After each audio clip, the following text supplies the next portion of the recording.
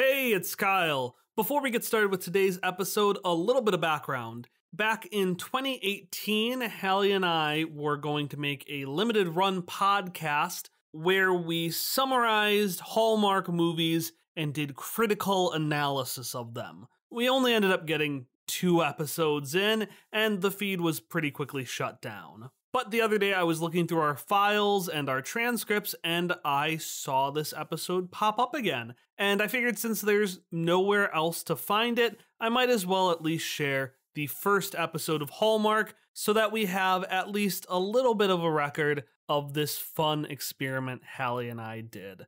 I really hope that you enjoy it. Season's greetings and welcome to Hallmarked, the seasonal literary analysis of Hallmark movies. I'm Hallie, your resident English major and Hallmark expert. I'm Kyle. I wanted to make another podcast because I hate myself so much. Kyle hates himself, so he was like, what if we made this a podcast? And I was like, I'm here for it, because I've been doing this anyway. Each episode, we're gonna recap a Hallmark movie for you. We'll decide the week before what we're gonna watch. We'll walk you through what the movie is, and then we're gonna analyze it, because Hallmark movies do have messages. Some of them are very obvious, like Christmas is good. Some of them are not as obvious, and that's what we're here for, because like I said, I'm an English major and Hallmark expert, literally what my degree is in. Kyle just likes to do this for some reason. Yeah, like, okay, so the earlier part, alright, I mean, I was kind of joking the way I did it, but like, this also is like a very, like, Hallie loves this. This does come up from a place of love for her. I don't like these movies. But I get, especially out of things that I just don't enjoy watching on their own, I just love being like digging into the themes and the deeper meaning and trying to understand it. And I don't know why. I don't know if it's because like I'm not good enough to analyze things that are done with significant craft or like things that are meant to be thought through. And I just need to like start with the really basic, simple stuff. But I enjoy it. It's like math.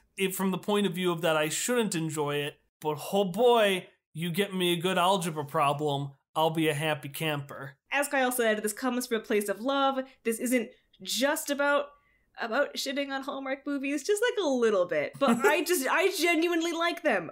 So it's kind of a family tradition of mine to just watch all of the Hallmark movies you can when Christmas rolls around. My mom loves them, my sisters love them. We like having them on in the background at family gatherings, commenting on the outfits and the dialogue and the decorations, and I like having them on in the background while I'm cooking or cleaning or doing whatever it is, because they don't require your full attention, which is great. They're just great atmosphere and background noise for this time of year. And I just put on a CD. You could just put on a CD. Well, I do that other months of the year. January through... Like Christmas CDs or just CDs in general? Yes. What? Wait, do you listen to... No. Alright, do you listen to Christmas music all year round? Is this a revelation we're having? No, sometimes... No, don't back out. Do you listen to Christmas music other times of the year? The Phineas and Ferb Christmas special is really good, and I really like the songs from that. So yes. So the answer is yes. The answer is yes. Okay, continue. I needed to know. Okay, so I really like doing this thing called a Hallmark coma, which is on a cold weeknight. You turn on any Hallmark movie that is on, because it will be on in December. And you're not really awake, you're not really asleep. Is this your third Hallmark movie? You have no idea, because they all have the same actress, so you can't tell.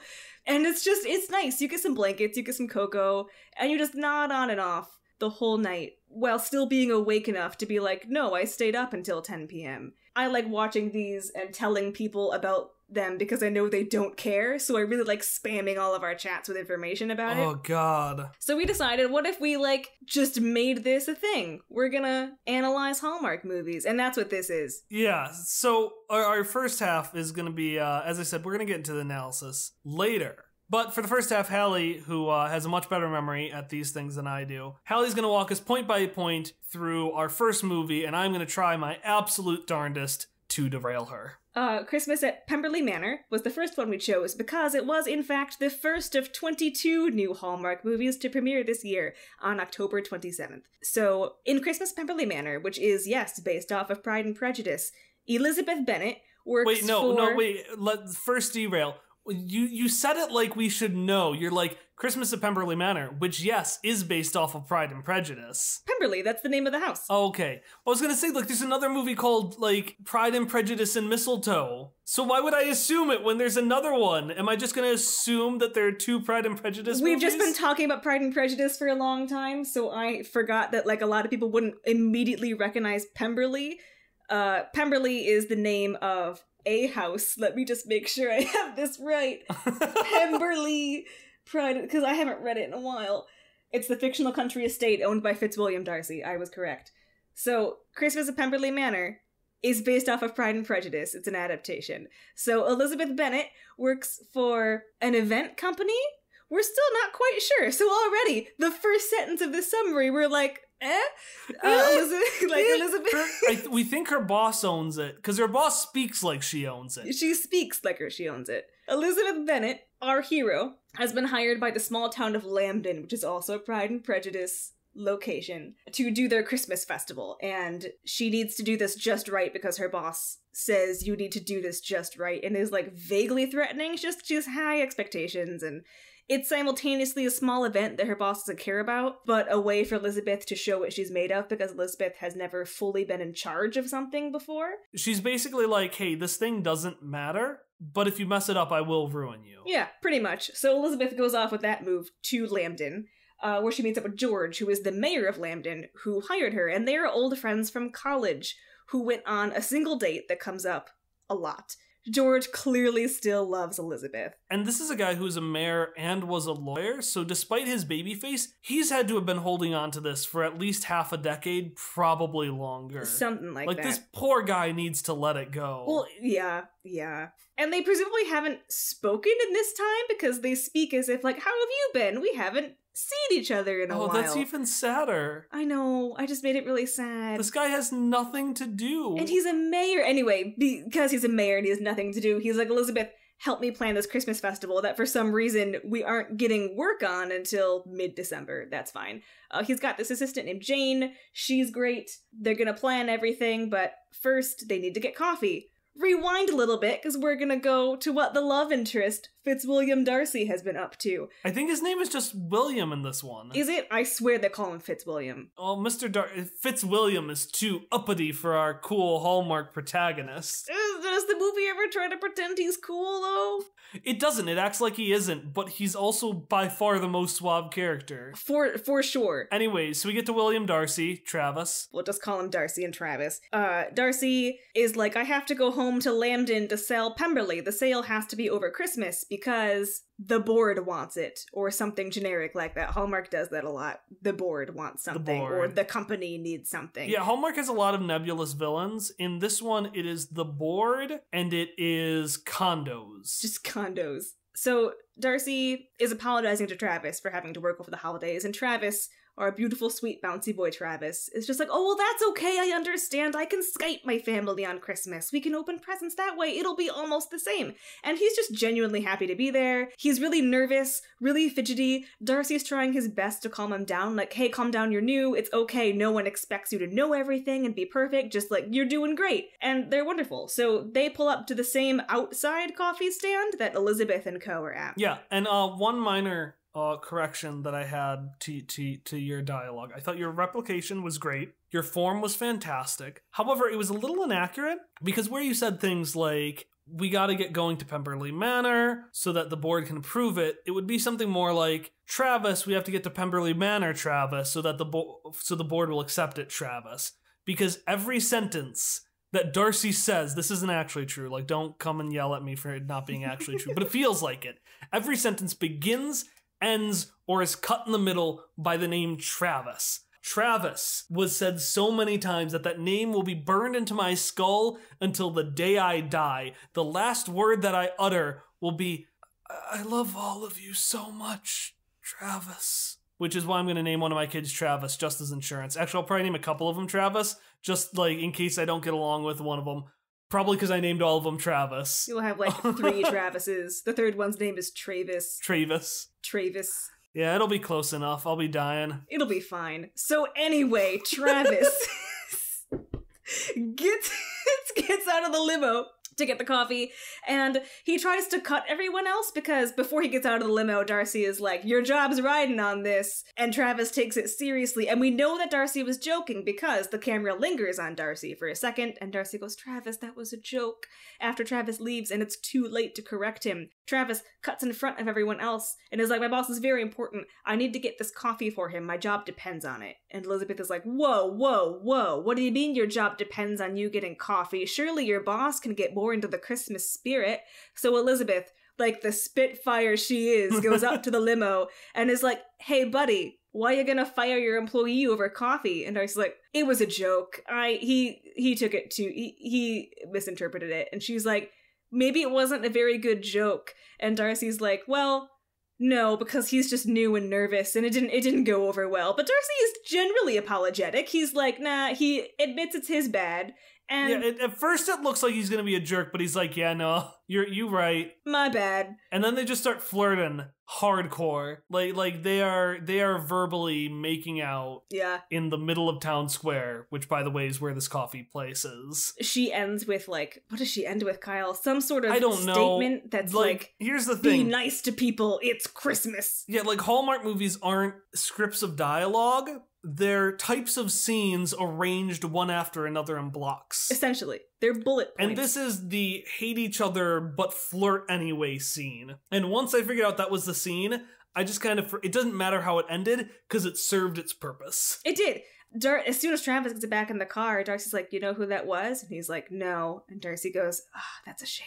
Or something to that effect. He clearly wants to know who that was. Elizabeth also wants to know who Darcy... Well, no, she actually doesn't want to know who Darcy is because George and Jane are like, oh boy, that's big shot businessman Fitzwilliam Darcy. Can we just call him Billy? Since we can't agree, can we just give him a name that's not... Well, we can call him Darcy. I like his full name. No, I like... All right, you call him that. I'm going to stick with Billy. Good boy, Billy. Fine. Billy D. Billy D. Let's add another name to the list of names you already can't remember. All right, so anyways, Billy D. So, they're like, that was, and Elizabeth's like, no, I feel really good about what I did. I don't want to know. Because she senses it's bad, and they're like, okay, whatever. So then a water pipe breaks where the Christmas festival was going to be held, and they're like, where else can we host it? And basically the only option available to them is the lawn of Pemberley Manor, which as we know... because I assumed everyone knew what Pemberley Manor was, like a hipster, that is where Darcy lives. So they don't tell Elizabeth on her way there. She finds out when she knocks on the door, and Darcy answers, and she's like, oh boy, have to deal with you again. So Darcy and Elizabeth have like a talk in the parlor. Elizabeth just wants to use the land, and he's like, I'm selling it. I don't want the liability of having a whole bunch of people on my lawn. Hope you understand. And he's saying no to a Christmas thing, which makes him a Hallmark baddo. But he's also, it's like a reasonable reason. He's not being overly mean about it. He's just like, I'm sorry, it'd be a lot to handle. I don't think it's a good idea. Elizabeth is very mad and implies that he will be on Santa's naughty list. So Billy D and the rest of the baddos. Billy D and the rest of the baddos. Billy D and the baddos. So Elizabeth leaves, just like complaining to George about Darcy's lack of Christmas spirit. And she calls the condo company that the house land is being sold to because it's going to be replaced with condos, and complains that people are mad. And the condo company knows that the town already doesn't want them, so they want to foster some goodwill. So they send Darcy a letter, and they're like, hey, foster some goodwill. Darcy receives this letter in his study talking to Christopher, the housekeeper who showed up to replace the former housekeeper. All we need to know about this guy, because I have a lot I could say about him, but he's ultimately meaningless to the interpretation, so all you need to know about Christopher is that he is mob boss Santa. Yep.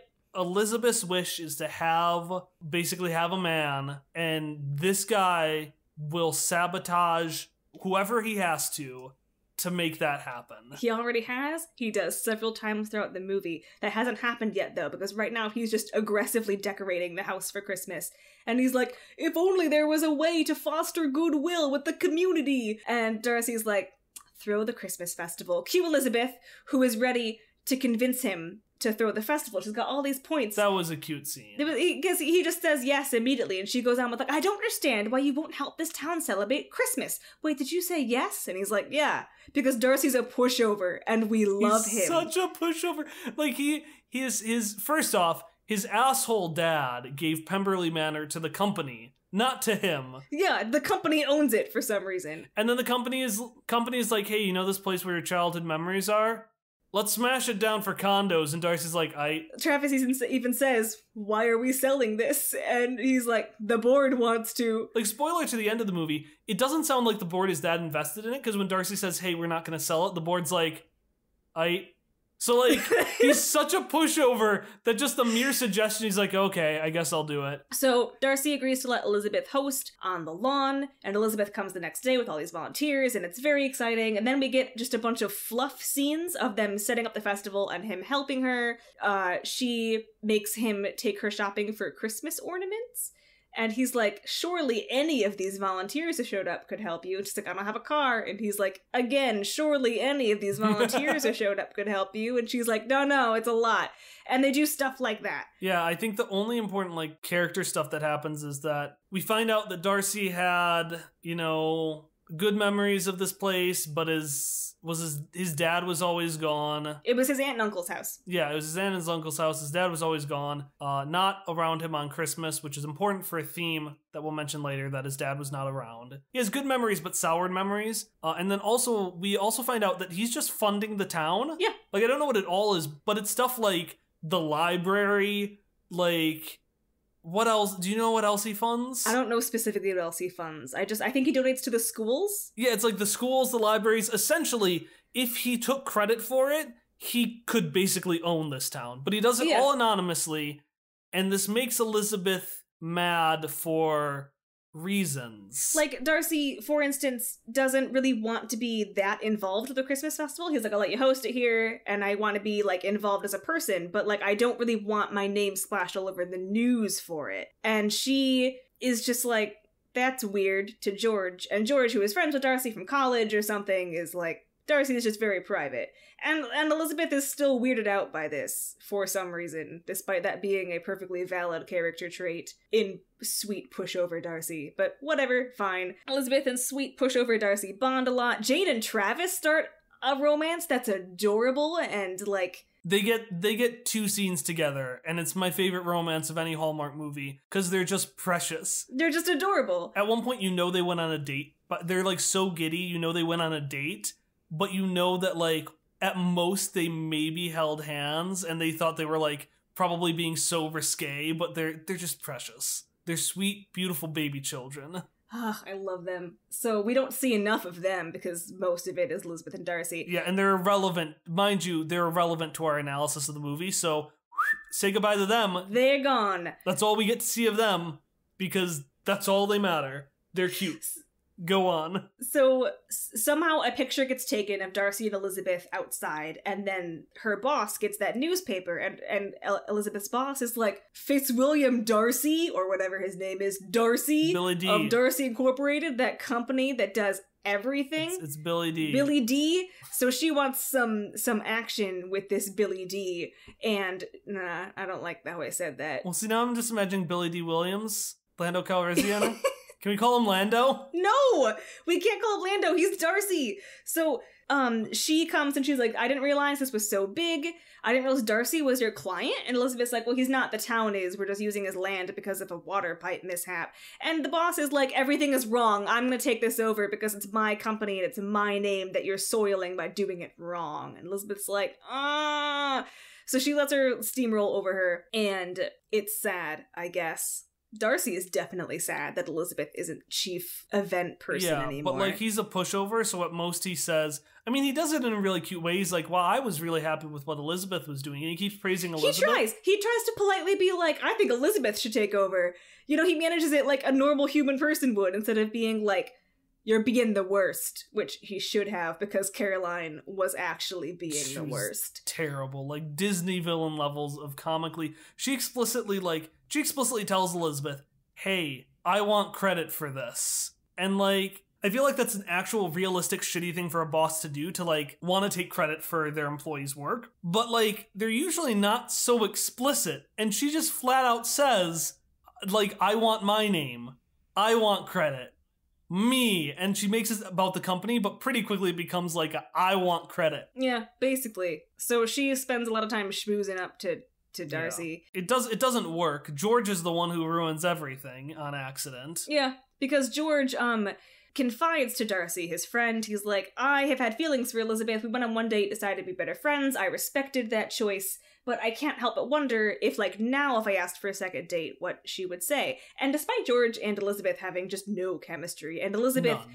The friend zone isn't real, but Elizabeth being very like, we're such good friends, George, the whole movie. Literally their last conversation, I think her last line to her is, you're such a good friend. I know! And I can just like, I could feel it. I could feel it in my gut.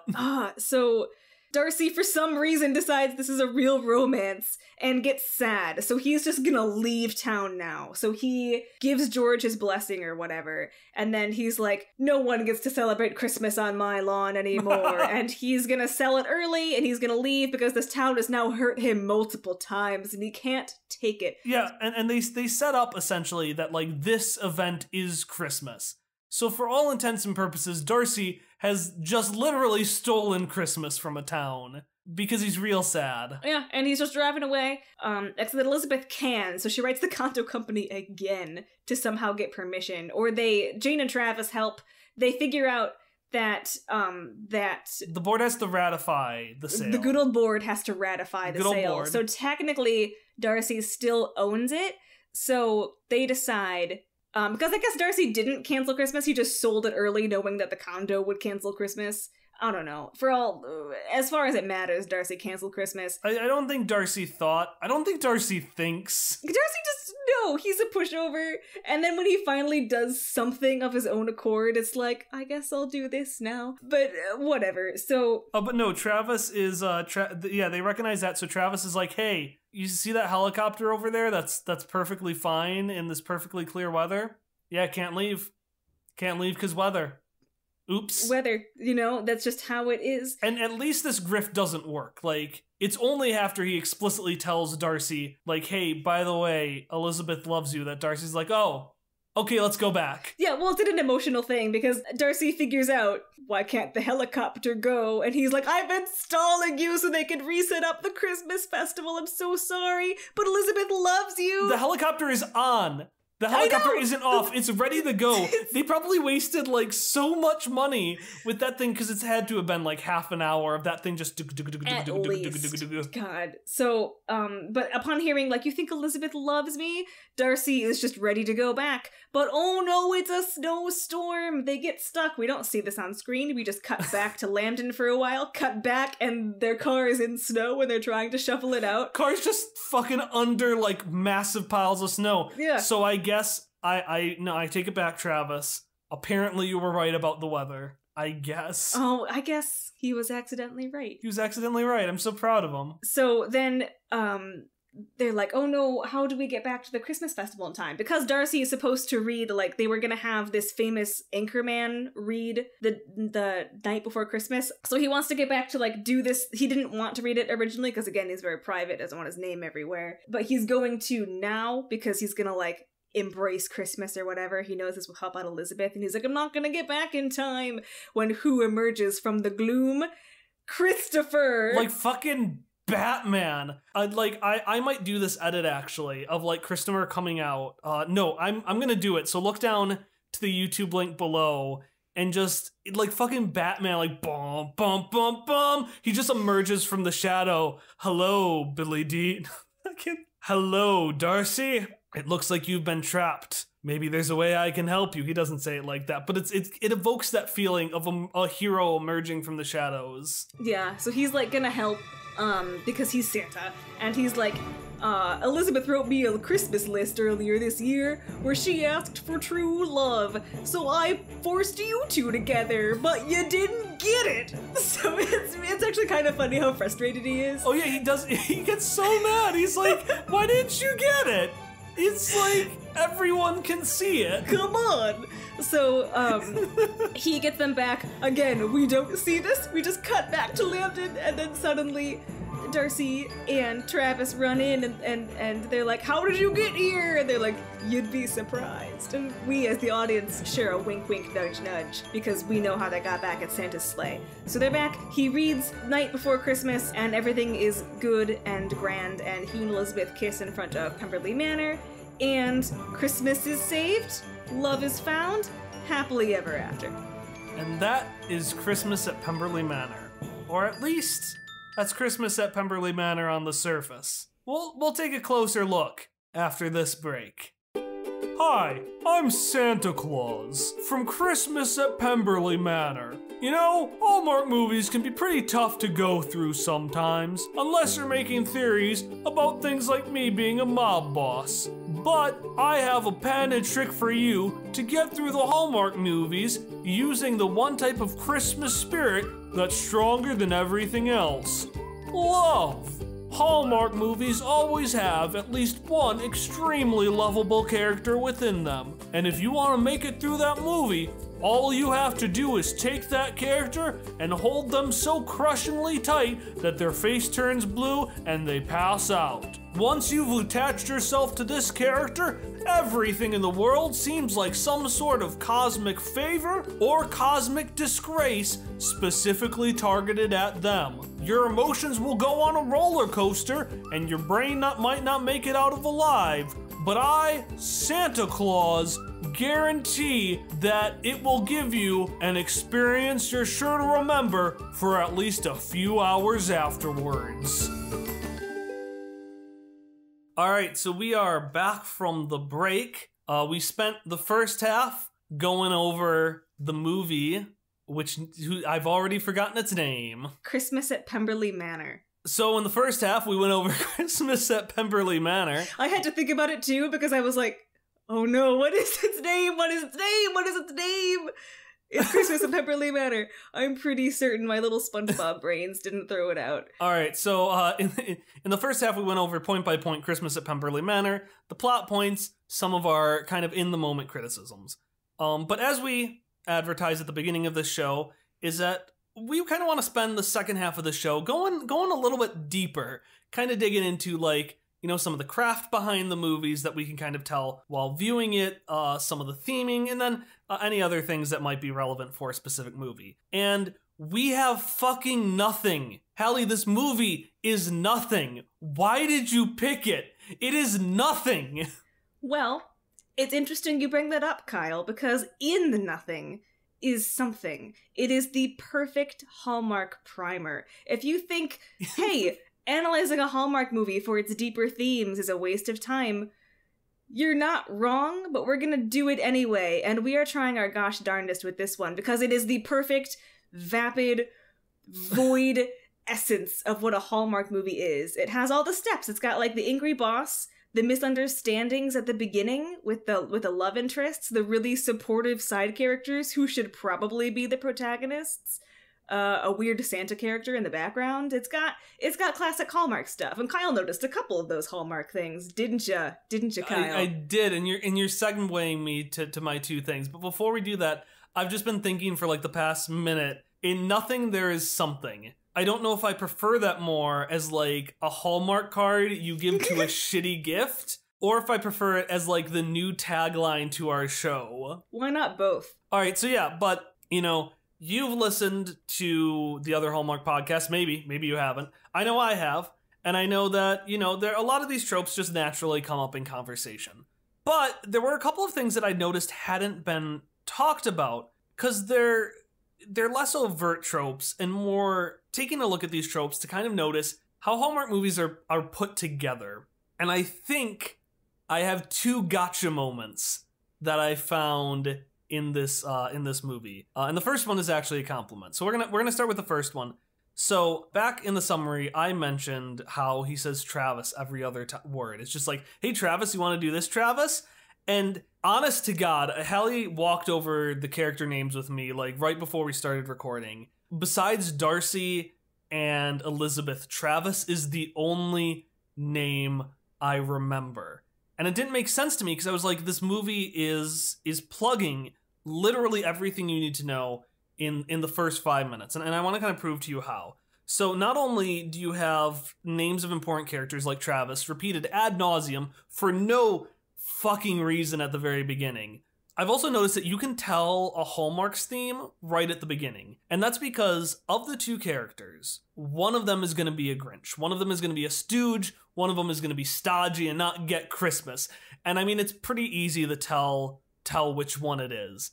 And it's whoever A, really likes work, B, doesn't appreciate the small town or isn't from the small town, or C, just flat out says, you know, Christmas? Fuck it. Just fuck it. Or even just, Christmas isn't really my jam. It's not my favorite thing. They can be ambivalent about Christmas, and it still achieves the same effect. There is no neutral in Hallmark. But the thing is that the way they always say no to Christmas, and we'll get to this when we go into the themes, is always different each time. You know, it's a very specific thing about Christmas. So Mr. Darcy's thing is, this movie's all about spending time with family for Christmas. And Mr. Darcy is the one who's like, bah, humbug, I don't like Christmas. And really, he's more ambivalent. No neutral in Hallmark, Kyle. There's no neutral in Hallmark. He's contrasted with Travis, who's like, well, you know, I get to Skype in with my family, but that's good enough. And in that moment, I immediately knew that the theme was, so long as you're with family for Christmas, it's a worthwhile holiday. It's a good Christmas. And I knew that because it was the exact opposite of what the stooge believed. So in the very beginning, we repeat names ad nauseum so you don't forget it. And the central theme is explicitly stated, and all you need to do is look for the Scrooge and just take like their first 3 lines and reverse them, and you have the thesis for the movie. And Hallie, you figured out why they do this.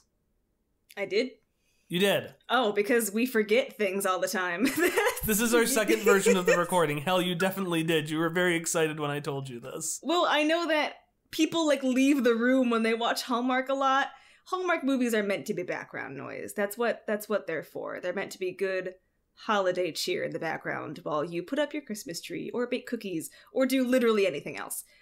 So if you leave a Hallmark movie and come back, it is never hard to figure out what has happened. The only case are the movies that have twins in them sometimes. They exist. They exist where one actress plays the same or plays different characters, but they're twins.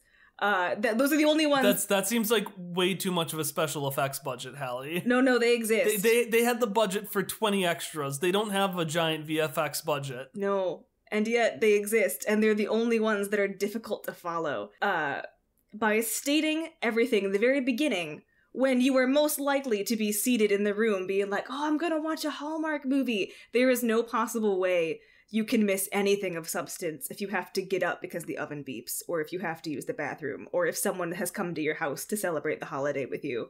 You just know. And you might be wondering, dear listener, but listen, they all blur together. They have the same 5 actresses throughout all the movies. It's true. I know, because that one, the one we're gonna cover before Christmas, has the same leading lady.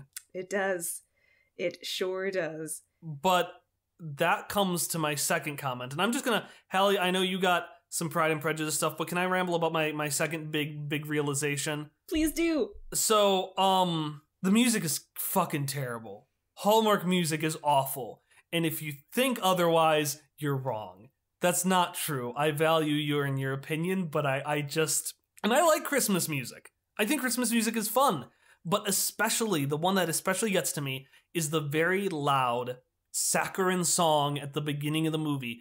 And it always feels like the music at the very beginning of the movie is worse than the music at the rest of the movie. And that's because it is.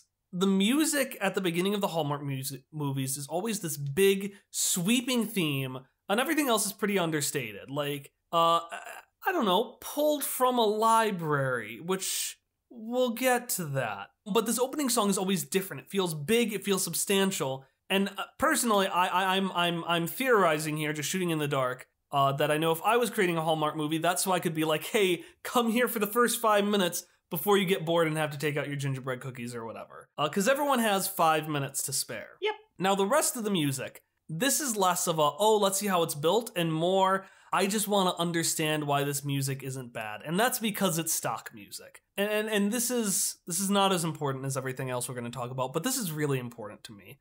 Listen, if you listen to our other podcast, Quest Friends, you'll learn very quickly that I am a connoisseur of stock music. I enjoy the royalty-free libraries, so I know when I've heard one. And I absolutely have, because these movies take a sledgehammer approach to this music. So when you watch the next movie, I want you to listen for these 3 songs. It's not going to be these specific 3 songs, but it will be these 3 songs. So you start pretty happy-go-lucky, like silly and wacky, like Hallie, knock knock.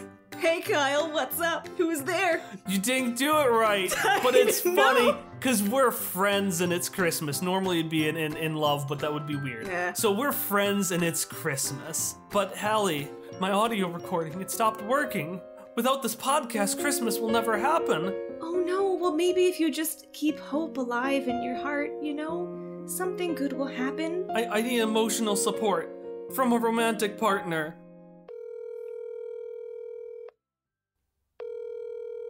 I hope she's awake. I've been waiting for this for hours. Hello? Emily? Yeah? My podcast, it stopped recording. I think Christmas is ruined. What? My podcast, the recording stopped. The podcast episode isn't going to happen. Christmas is ruined. Okay, she doesn't know her lines here, so I'm just going to cut to the next part. That's okay. Honestly, it's less. It's What's happening? Emily, this is the part where you talk about how much you love me. What? Just talk about how much you love me.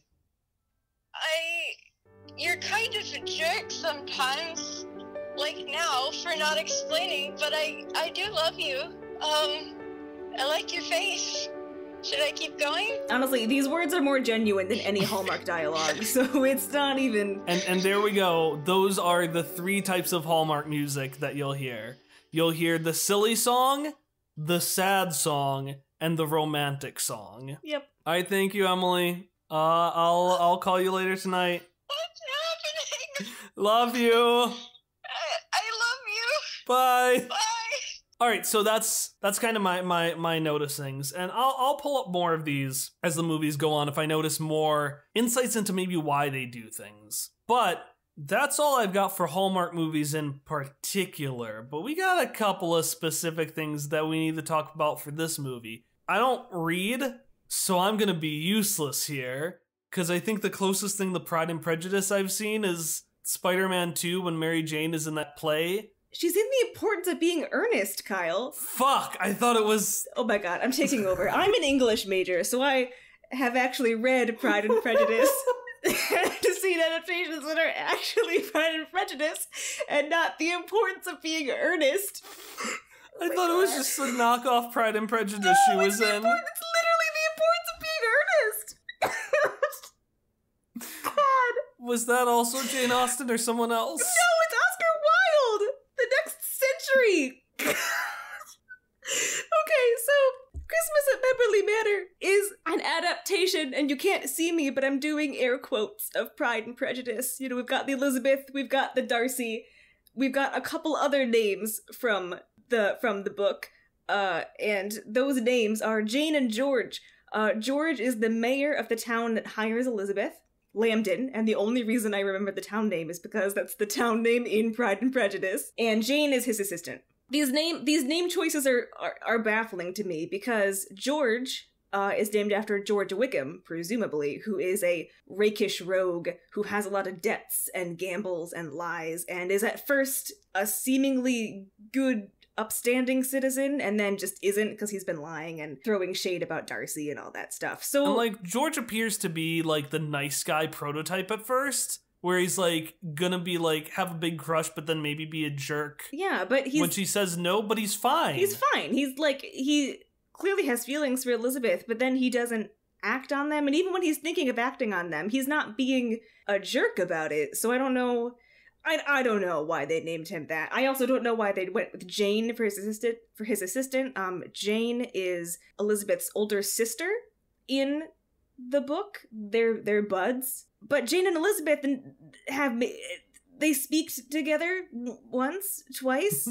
They say things like, "Help me set up the festival," and "Here's what I can do because it's my job and it's fine." But like, why?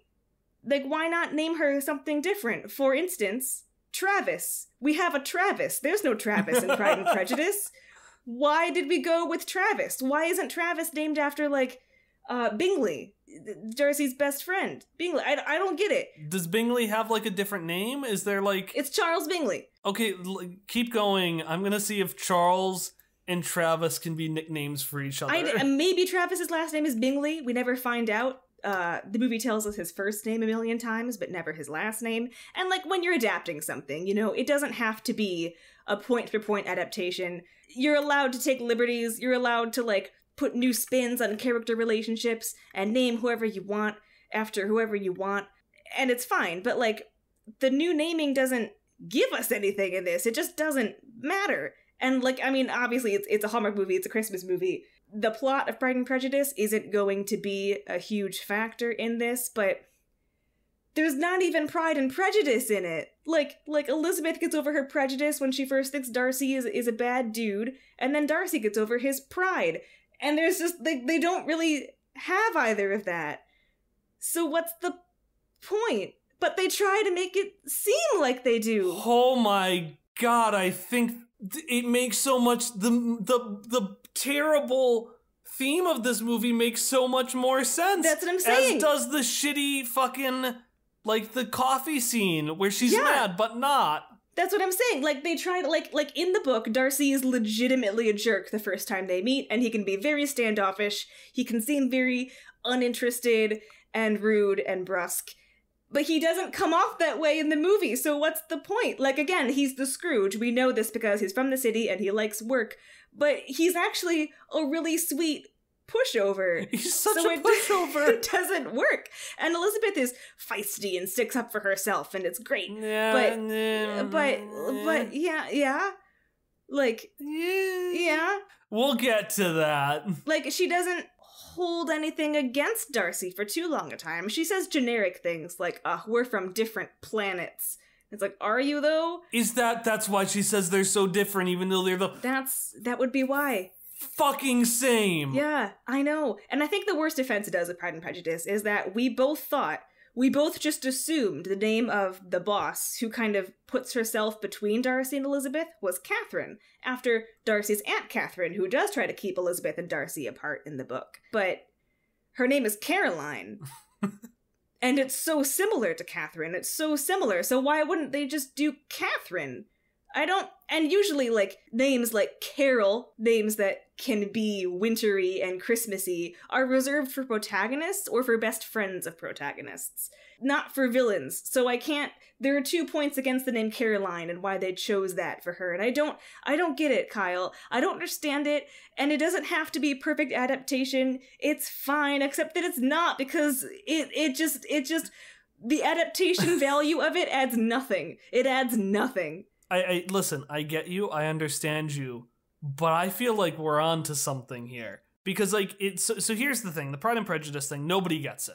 I've listened to my share of Hallmark analysis podcasts and videos, and we all agree that it makes no sense. I think it is unanimously agreed that this doesn't make any sense, especially because I don't know if it's released yet or not. Apparently there was Pride and Prejudice and Mistletoe released also this year. Correct. So I haven't seen that one. So, like, everyone agrees it doesn't make sense. But I think we finally found, Hallie, it's been like let's see, November, December, it's been 2 months. We found it.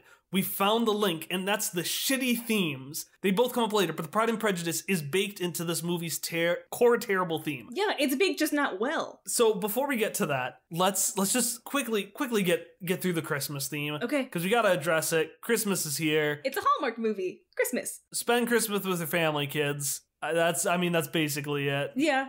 Because, like, normally we see, there are a lot of small town homey Christmas festivals in Hallmark movies, and it's fine because, like, a lot of people do value those things, and it's great, but we don't actually see anyone benefit from the Christmas festival here. We hear how well it's going, we see some people, but maybe, like, 25 gather at the festival for some reason on Christmas Eve. Go home, it's Christmas Eve, but sure, whatever. Yeah, spend it with your families, like Elizabeth was going to. Yeah. That's the theme. That's the theme. Chris explicitly says, spend it with your family. or something like that. Presumably they're with their families at the Christmas thing, which would fit into the theme, because if Skype is okay, being at an event with your family is okay. So I guess you could argue that it fits, but we don't see any side characters besides the core cast of primary and secondary characters. And usually there are. There's like one person you see in a scene or two who you see later enjoying something that the protagonist sets up, so that you can see how Christmas matters and makes people feel, and it's a wonderful time of year and all that. And this movie just doesn't do that. It just doesn't. We see the festival, but so what? It's fine. It's fine. Christmas is a thing in this movie. And like it would... And here's the thing. The theme doesn't really work up, because if they did like a theme of like found family or something, like, oh, with George, they became like family, or like Darcy is like getting almost a family by like hanging out with Elizabeth, that would make sense. It would fit the explicitly stated theme, but it doesn't. A theme that I think is handled much better and just gets bungled at the last minute is the movie's non-Christmas theme. And sometimes these aren't explicitly stated, but in this one it 100% is. And the theme on the base level is actually not a bad one. Take credit for your shit. If you do shit, and it's good shit, take credit for it, and don't like... And the movie doesn't go into the real whys. And the real whys is because, like, listen, if you did something and it's good, be proud of it. Take credit for it. Don't let like a shitty person barge in and take all the credit for it. Which I guess this movie does have happen. But that's not how it first appears. The way this theme first manifests, which kind of relates to the Pride and Prejudice aspect of it, is that like apparently it's like Elizabeth gets really pissed and like almost acts like it's non-charitable for Mr. Darcy to anonymously essentially fund this town's existence. Like, he keeps it alive by founding everything good in it, but he doesn't take credit for it. And Elizabeth is like, oh, well, if he really cared, he would take credit for it. And like, no! I think the exact line is not very charitable. And it's like, but this is the definition of charitable, when you get nothing from it. Especially when you've got like these super rich assholes who spend like a day's worth of their money, which is like millions of dollars, but it's still like a day's worth of their income. Yeah. And they act like they're the hottest shit because they were like able to spend what for me is $50, the equivalent of like $50 on charity. And Mr. Darcy doesn't do that. He just like does it because it's good, and yet it's bad. Even though imagine like, man, Mr. Darcy just like really helps small town America, would be such great free publicity. Yeah, no, it doesn't work. Ugh.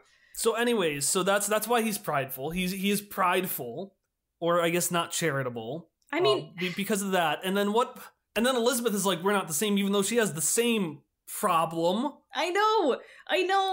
And like, I don't know, I guess she does have some prejudice against Mr. Darcy, but it's so unfounded, the whole movie. Like, she is just really reaching for reasons not to like him, while still actively seeking his company. Like, her asking him to help her get all of the Christmas decorations for the festival instead of asking a volunteer to help her, like, that was flirtatious. That just was. He's right, you could have gotten any of the volunteers to do it, but you wanted Darcy. So she's simultaneously, like, flirting with him and trying to feel him out, while also being like, ugh, he's so different from me. He won't even take credit for funding the whole town.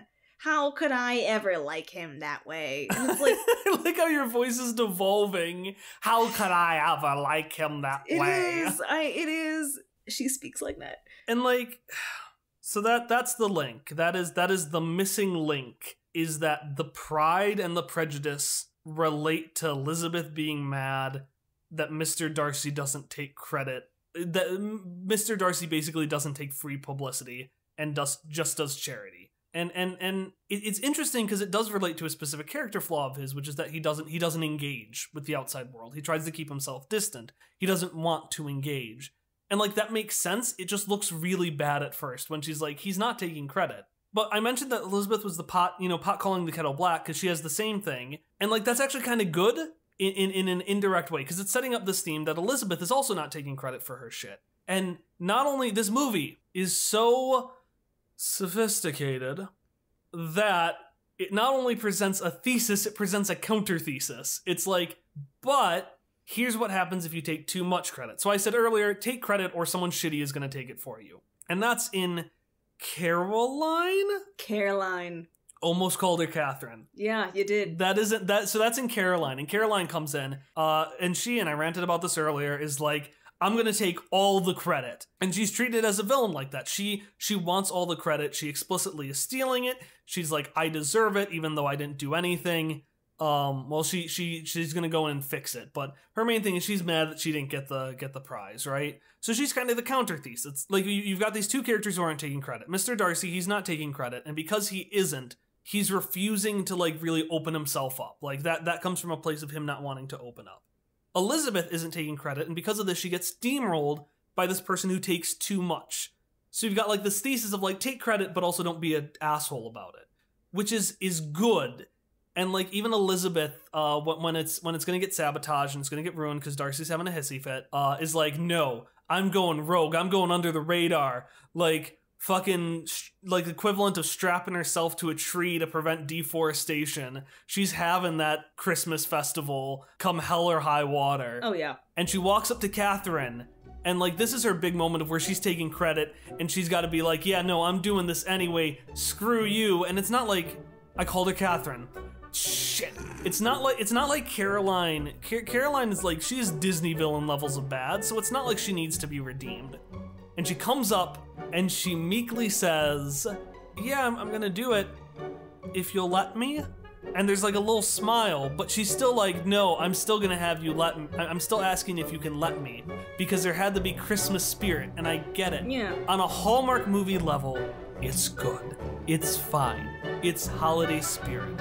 But you just, for the sake of fucking Christmas, ruined your theme. All character arcs, all motivation, all everything this entire movie is built up to is just thrown to the wayside so we can have a nice, polite family Christmas. And if that isn't the perfect representation of a family Christmas, I don't fucking know what is. It's thrown away for nothing, because as we discussed, the Christmas theme is It's There's no bigger, it's meh. I can't even finish that sentence because it's meh is the perfect way to describe how Christmas is in this movie. All right, so we've talked about the themes. We've talked about the movie point by point. We've talked about it as an adaptation. Putting all these components together, it is now time for us to rate Christmas at Pemberley Manor. Hallie, what would you rate this film? I give it a figgy pudding. A thing that is very Christmas, but that no one actually likes. Eggnog. Does anyone actually like eggnog? I don't know if anyone likes eggnog. Some people like eggnog. I'm gonna do it eggnog. I give it an eggnog because I hear there are people out there who like eggnog fine, and it's a very Christmassy thing, but no one I know actually likes eggnog.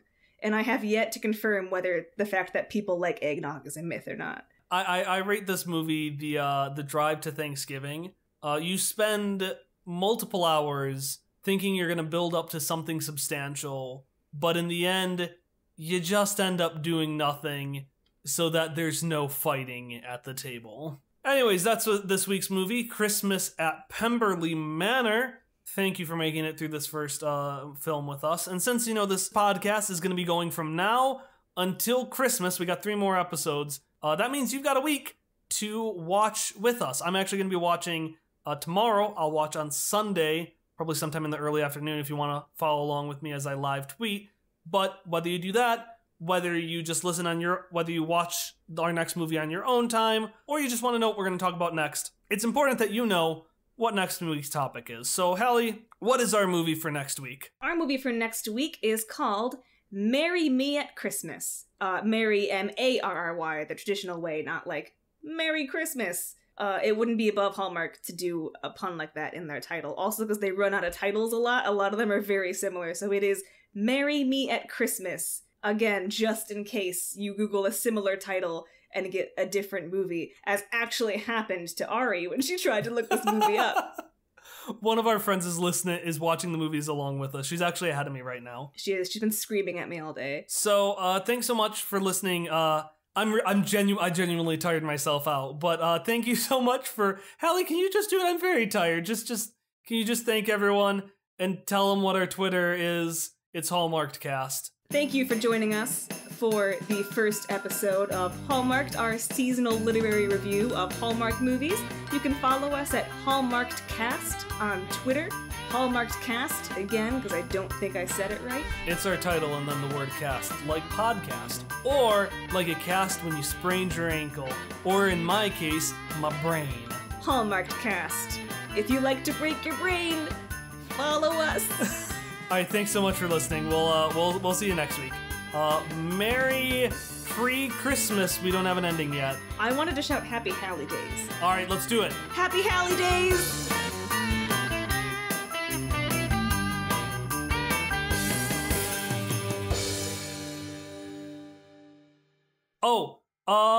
Wait. All right, quick update that I forgot to mention. I solved the Charles and Travis issue. So I typed in Charles Travis nickname. On March 6th, 1836, an Alamo soldier called William B. Travis was killed. That's it. That's what appeared. That makes sense. Sure. Yeah, that's like a Hallmark reason. Sure. The mystery has been solved. The other night, my roommate said she was watching a movie where, like, they were recounting the country's history, like the fake European country they made up. Oh yeah, they always make fake European countries, don't they? They're great. And, like, the history was that some people had thought, let's skate across this lake and settle over there instead of over here. So everyone followed. They were like, that was such a good idea. We're just gonna make you the royal family. And that was their origin. So, like, William B. Travis, that makes sense to me as a reason for things. Like, that's fine.